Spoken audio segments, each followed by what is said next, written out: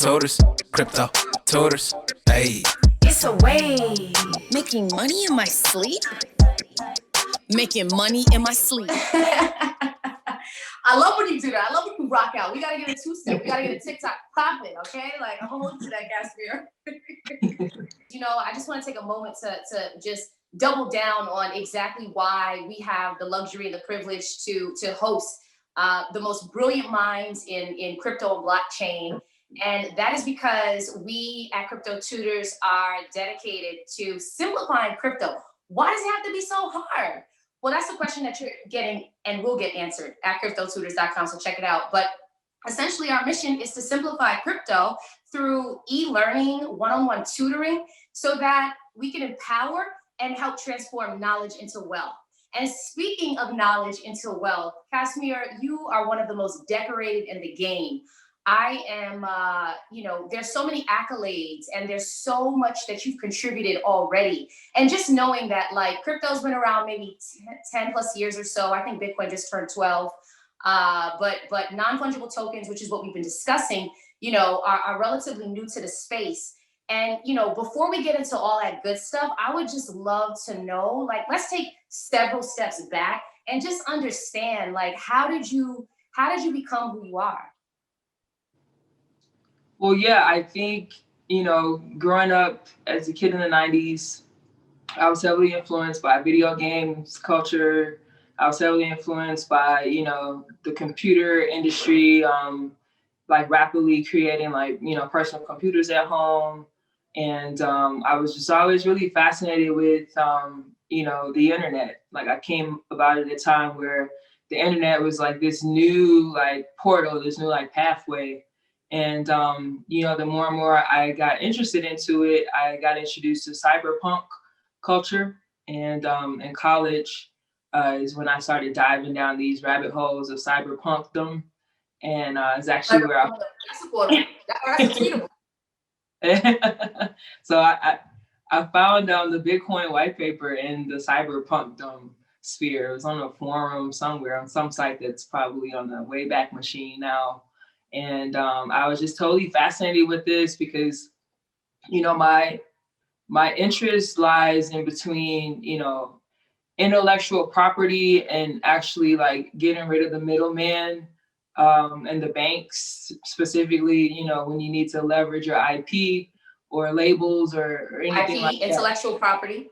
Yeah, the intellectual property aspects and being able to have provenance and, immutability on the blockchain. Provenance, ownership, immutability, being able to make changes. Not being able to make changes. Yeah. That's a really important point of distinction. So let's dig in on that point right quick. Yeah. So I guess the point of view I decided to dive into the blockchain rabbit hole was that, with any type of accounting system or keeping records and stuff like that, it can be lost or it could be fudged or, it can be, people could fudge it, and honestly, that was the problem I was seeing. That was the problem I was experiencing and others too. And also just this access to capital or lack of access to capital. And most of the time, from the creative arts, we leverage our IP, our intellectual property for capitalization. And if you think about each artist as its own entrepreneur, its own startup, then, I figured that there should be some type of way that we could create a bank that just leverages our own intellectual property. And thus we could, generally, loan ourselves the money based upon the future profits from royalties and publishing our intellectual property. Now, this is a very revolutionary concept because, when you even think about the origins of hip hop, for instance, and the commoditization, because you had these super creative, kids, mostly, Black and brown kids creating this new genre of music, this new culture, and their lack of understanding for, what intellectual property is and contract law. A lot of folks were not able to retain ownership. And as a result, they missed out on future profits. They missed out on royalties. And I think with the work that you and your team and the the industry of non-fungible tokens, to your point around retaining that ownership and leveling the playing field is so vital. But I have to ask you, right? Like, even in recognizing that this was a possibility, I mean, what challenges, what obstacles did you have to overcome? Tell us some crazy stories, basically, is what I'm saying. So basically, like, computer software engineering and development is known as a white guy sport. Sometimes it's Asian men, sometimes it's Indian guys, but for the most part, coming from the inner city, I'm from the south side of Chicago, there weren't a lot of access to, computer software camps or, even course loads. I went to DePaul on a basketball scholarship, and, honestly, I had to work in the Macintosh lab in order to get access to the computers, because the downtown campus actually had the computer technology science information systems, and it was 30 minutes away from our practice dorms and our practice stadium. So that's really how I got more delved into like the computer science aspect of the artistry part. And I just, recognized that as a person of color from underrepresented backgrounds, that with this new technology, it was so new, it was so revolutionary. It was like I'm speaking Cantonese or something when I was explaining to folks about Bitcoin. And at that point, it was just $5 for a Bitcoin. But even then, it just seemed like ridiculous. People were just like, huh, how are you going to say that this is worth $5? And now it's at, teeter-tottering between $40,000 a coin. So that's how you know Casmir is a Bitcoin billionaire, but we're going to talk about that later. That's episode 4. Yeah, so I'm class of 2011 Bitcoin, actually. And I just recognized that being able to leverage this technology ultimately would provide a new thoroughfare for artists in particular. So I guess I can go into detail. So what really, enthralled me to dive into actually, self-learning and teaching myself was I was in Los Angeles in 2017, and I had just returned from Paris. I had been living abroad in Paris as a songwriter. And I had lived in Los Angeles for about, 4 to 5 years, in different aspects of the music industry and entertainment business, digital media like webisodes and production. So that just got me into the thought mindset of being more of on the producer end and actually on the executive producing end. And then I realized that the main things that you needed to learn was these accounting techniques. And a lot of times, when people report that their royalties are missing, is due to these accounting techniques that are predatory. So that's kind of what I wanted to leverage that aspect of the blockchain's immutability of the ledger. But yeah, I noticed that selling merch it was like this mechanism that, you could leverage and make money on tour. Or if you're an artist, you go to a gallery and you put up art, but then you got to worry about it getting damaged. You got to worry about shipping. You got to worry about transport. And then a lot of times you just have all this capital locked up into, things that you need to be sold and offset in order to retain, not only your startup capital, but any profits. So I started thinking around how can we, basically make a digital merch. And so I got into building an application for fashion. And what we wanted to do was actually rent out certain fashion items for photographers, for movie sets, for TV shows, whereby which you have extras and other people who, loan out these different outfits. So that was initially the idea, but then you have to deal with insurance.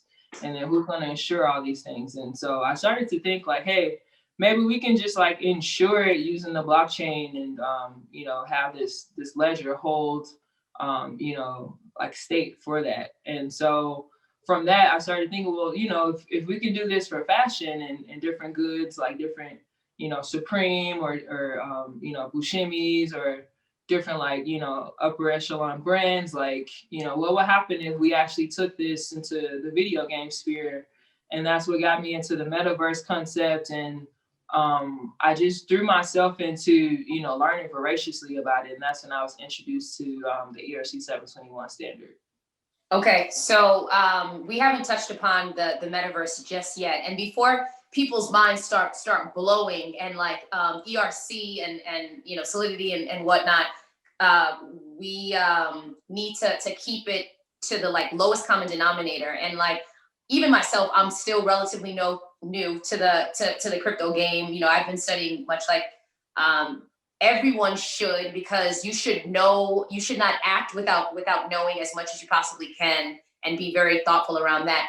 But what's interesting about your story is that you're always looking at how to optimize. You recognize that the like operational cost to move goods coupled with the production costs, like, and asking yourself, how do you reduce your overhead, and connecting the dots between the role that blockchain could play in that housing the value, and housing the items in a way that couldn't be modified, couldn't be changed, and just protecting your assets.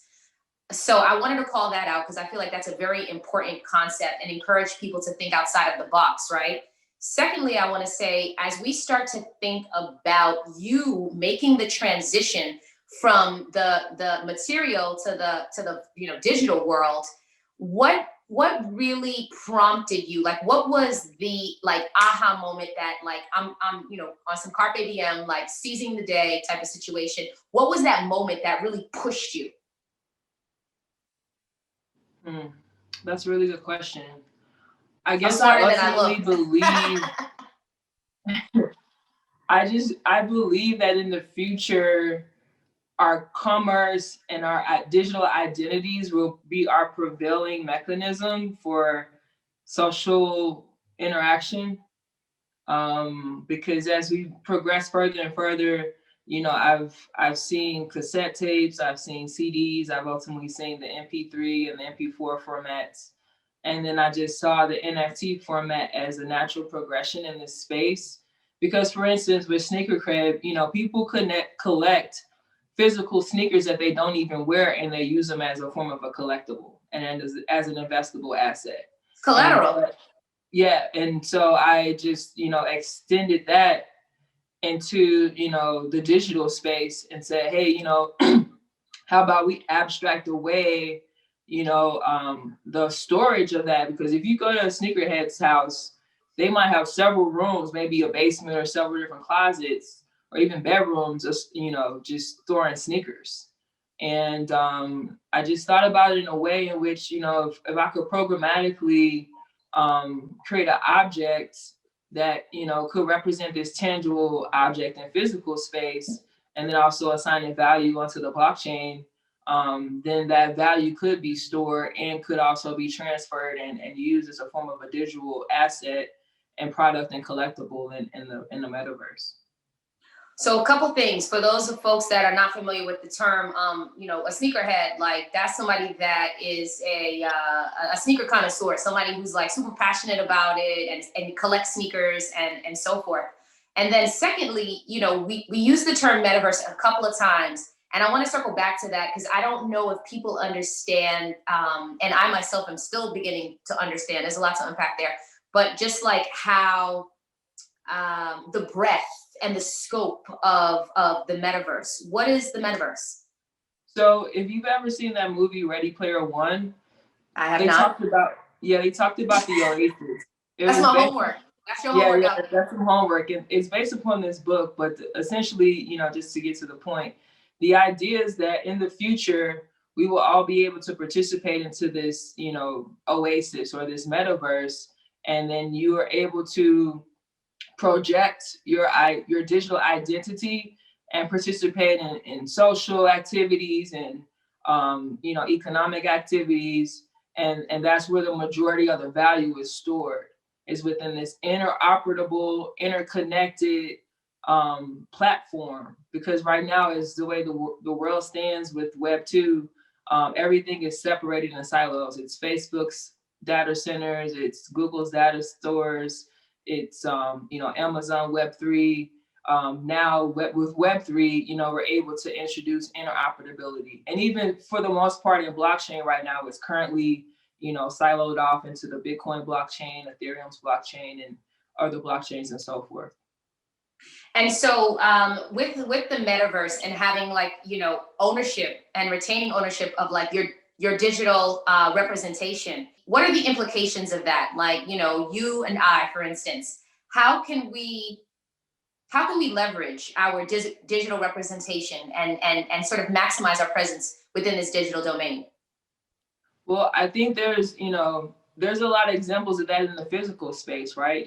People like, for example, I hate to use the Kardashians, but they augment themselves and other people augment themselves in ways to, have a different physical appearance.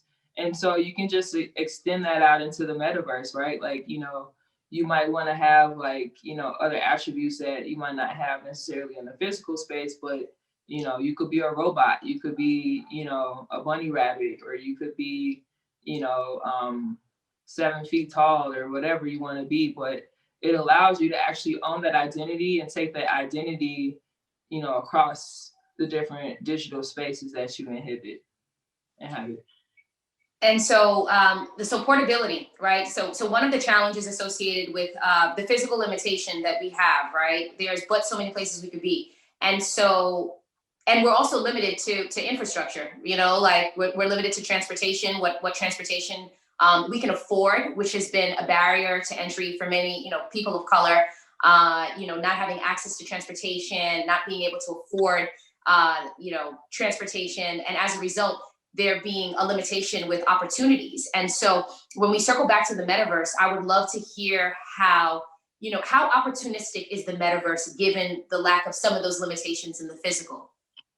Yeah, so I'll just use like a real world example, right now with places like Crypto Voxel, Somnium Space, you can build out, a whole gallery space, you can build out a nightclub, you can build out, a outdoor art installation, and you can give performances. DJs could perform at the club, and then people can come into the club and all interface and interact and talk and chat and experience this DJ set. And, even though we're in COVID and a pandemic where we're forced to, shelter in place, you can still have that interactivity, and then you can still engage in commerce. Like you can have, merch there, you can sell digital sneakers, you can sell t-shirts, you can sell, so many different things. You can sell like a digital eyeglasses for, 3D, viewing. And it's just so many different ways in which you can extend out your physical life activities into the digital space. And I think the metaverse allows you to extract value back from that space, considering that most video games and other forms of entertainment is just really you participating into their silo, and then you don't get any value back from that. Yeah, and I think we're already starting to see examples of that. Travis Scott, was just, I think, was it Fortnite, and he he performed in Fortnite. So we're already starting to see examples of that. From like bringing it back to you, right, and like your personal experience, and just like breaking down barriers, right? Like you're a part of the vanguard of what's happening in blockchain, NFT, and so forth, and just being a person of color, being a Black person, and just in your personal experience, what are some of the challenges that you've had to work through, given the points you made earlier about the world that you're playing in is dominated primarily by white males and Asian males? So yeah, I think one of the things is just like cultural translation of a lot of these technologies tend to be siloed amongst, the way people tend to socialize amongst themselves. And I think that the way that we socialize amongst ourselves is more creative and more culturally based. And I think a lot of the ways in which we can make these terms and these concepts and ideas more human readable is to relate them to, human, like real life activities. And so hence why I started off, with the idea of sneakers and equating that to an asset that you can collect, that can accrue value, that can also, be usable and have a utility to it as well.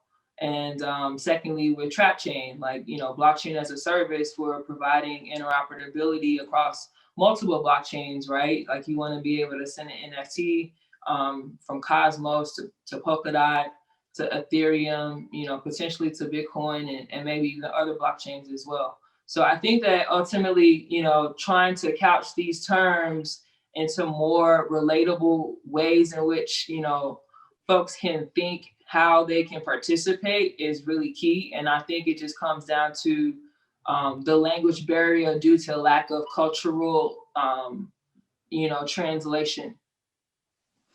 Yeah, and to be honest with you, I think even the work that we're doing at Crypto Tutors, part of the reason why we created and are producing content like this is because we really want to laymanize the crypto blockchain, landscape, the universe of crypto and blockchain, because it's like one of those, as people start to do their own research and learn, quite honestly, it's like you learn one thing and then you have to look up what the next thing is because you can't understand what the first thing is. And it's just like this, domino effect, right? That's why even when you're explaining things and speaking to like the metaverse, I'm like, let's pause there and let's dig into that.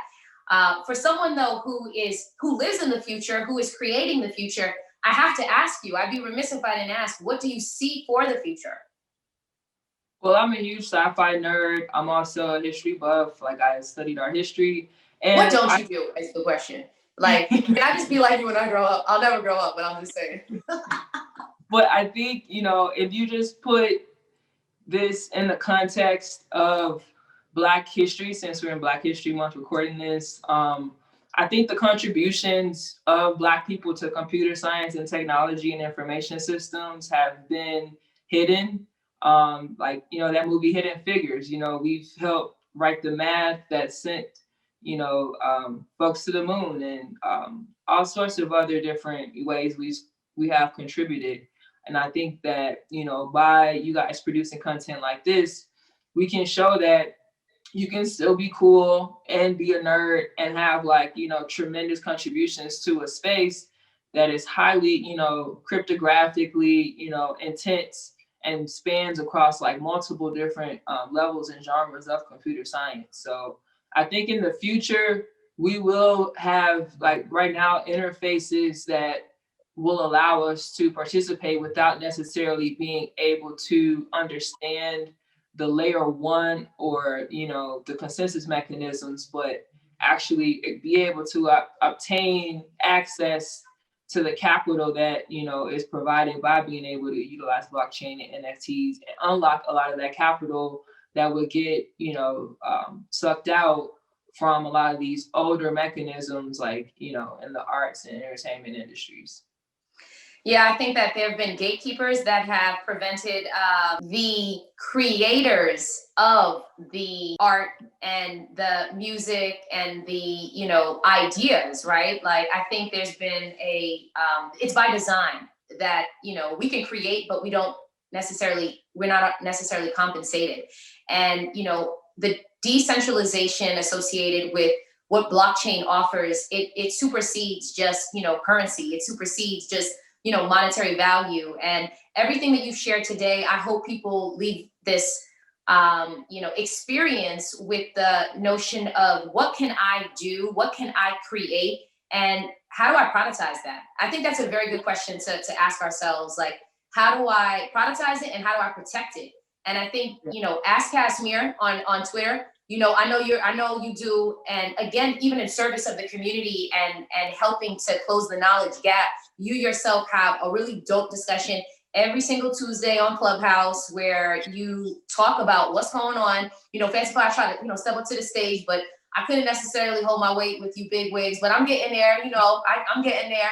And then on Saturday, you got the deep dive on they can hit you up on Twitter. Yeah. And you do the deep dives where you walk.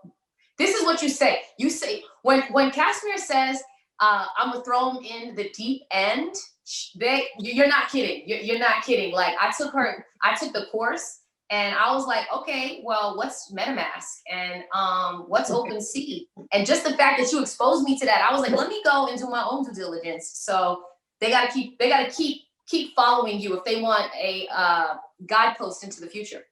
That's right. I think ultimately in the future, people will be able to interact on a peer-to-peer basis. You won't need to extract so much from your fans. It will be more of a free-flowing relationship, a more interaction peer-to-peer relationship.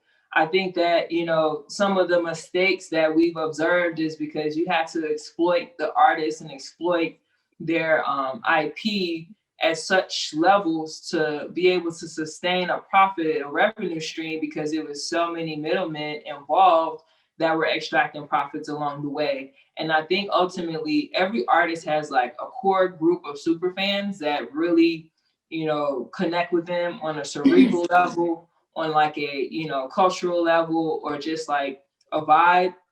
And I think ultimately NFTs will provide a revenue stream and a business model where people don't need to have billions and billions of streams on Spotify in order to get $30,000 or however many you know, thousands of a penny that Pharrell got for that stream for Happy. So he had billions of streams on Spotify and was only able to extract out 30,000 because it's still so many middle people in the way.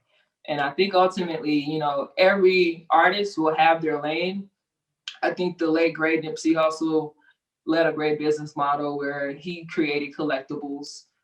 He charged about like $100 per mixtape, sometimes $1,000 per mixtape, and his very close circle of friends and supporters and fans were able to participate in that and actually collect it. And I think ultimately that's been the disconnect, because before there was a lot more collectible aspects when you had a record, you had album liner notes, there was something, you know, physically tangible that can also be connected with NFTs as well. And they can also be handled separately as well. You can have physical products as well as a digital collectible. And I think that ultimately in the future, the experiences that people provide through their art and through their creativity will be, you know, the electricity and the life flow for the metaverse. Damn, you just gonna drop that right there just like that? Is that how we're doing it? Is that how we're doing the Black History Month? Okay, all right, living legend, I see you. Best if I sees you, I'm picking up what you putting down.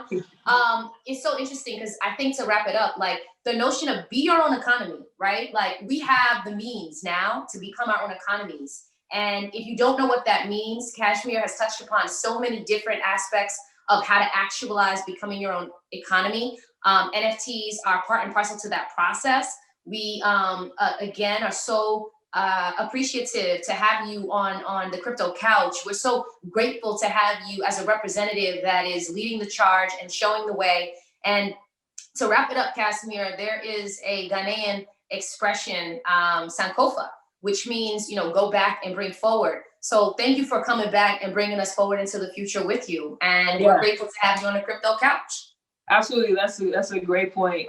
In fact, is pretty much what I intend to do. I wanted to go into the future and be able to bring back and translate this technology and make it, you know, human readable and explainable. So that's a really good analogy to how I view it as well. I'm smarter than I look, and I'm definitely in the future with you. But truth be told, again, you know, it is Black History Month, and you know, to have someone like of your caliber to speak to the people, we're honored to give you a platform. We're excited to continue to support your journey. You know, everybody, if you don't know, now you know. Ask Casmir on Twitter, Clubhouse every Tuesday. When are you doing your talk? Let's make sure we drop that as well. Yeah, I'm also doing a Monday night talk at 8 p.m. Central Time. Okay. And it's around Black music NFTs, Trap Chain Academy. So I'm basically walking folks through the ins and out of audio NFTs, audio reactive NFTs, and leveraging Black art and also the non-fungible token standard as a new format for Black expression. You know, in the Crypto Tutors, I guess it's our anthem. We say decentralized college, and that's exactly what you're doing, and we love to see it. And I will be enrolling in every single Casmir course as I possibly can. And we still got to have you as an advanced crypto tutor. We're not kidding about that. We need you in the ecosystem, but we'll talk about that offline. Thank you so much for your time today. We are so excited to see where you go from here and to continue to help elevate you and celebrate you. And stay tuned for the next episode with Casmir to learn more of the technical side of NFTs, everybody. Peace. Want to learn more? Visit cryptotutors.com.